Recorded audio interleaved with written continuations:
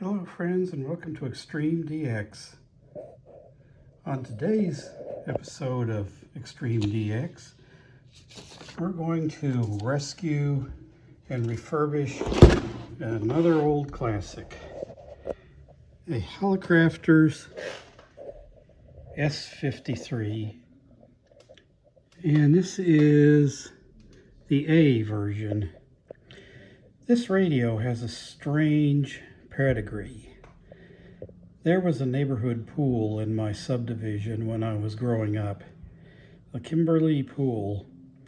This shortwave receiver, for some reason, was in their pool equipment shed. And I don't think they were using it for any music distribution or anything. It was just sitting there. Well, I asked if I could have it, and they gave it to me. When I got it, I analyzed it, and this is a pretty good radio. It's not another All-American 5 like the S-38. It has 3 IF stages. It has a separate mixer from the oscillator, and it is not hot chassis like the S-38. It has a power transformer, which makes it a lot safer. Unfortunately, it does not have a tuned RF section, although the 3 IF stages give it very good selectivity. Unfortunately, 45 years ago, or 50 by now, when I got this radio, I like to modify things. I put in this speaker. Now that was a good modification because the original was rotted out, but I had to drill holes in the top of the cabinet for it. And I guess that modification worked pretty well.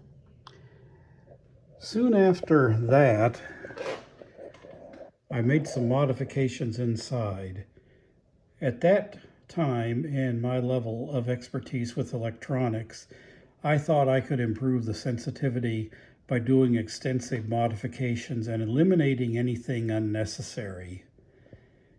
And so I did, to my much later regret today.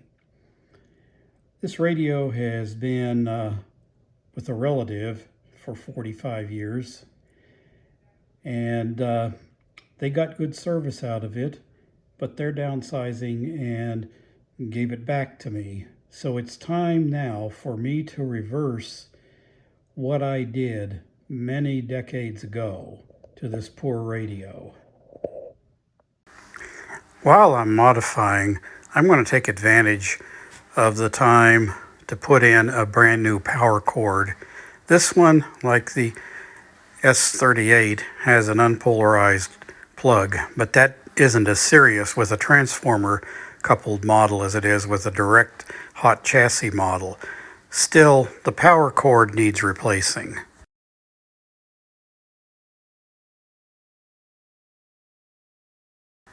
And this shows why, cracking when I bend it.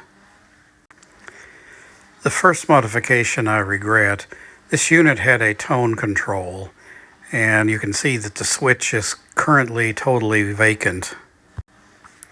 And here's the next modification I made. This unit has a phono input plus an RF sensitivity control. Nowadays, you can use the phono inputs for Bluetooth input, so I'd like to get that back, and I'm also going to restore the sensitivity input so that this unit can be used in CW mode. And here's another modification I made. I'd taken out the BFO completely. The coil is gone. However, by some miracle, I still had it in my parts bins. Another modification that I made was I took out the headphone switch.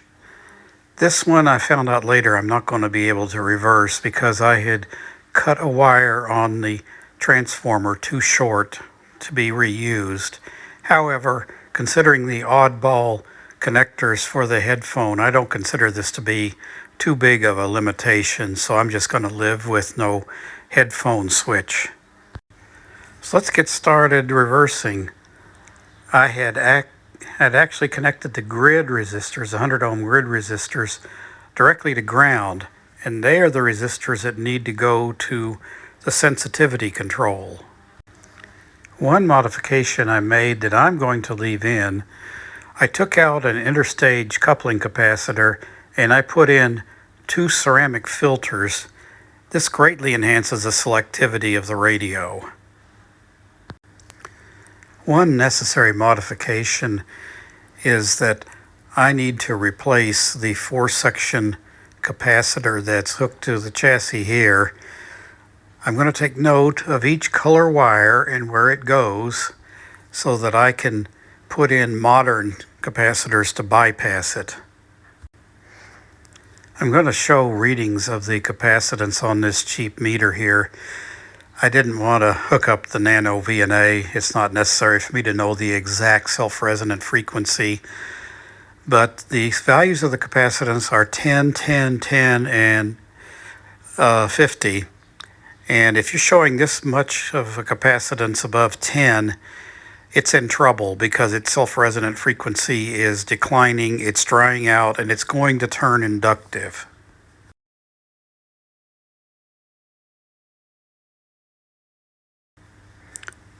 Another 10.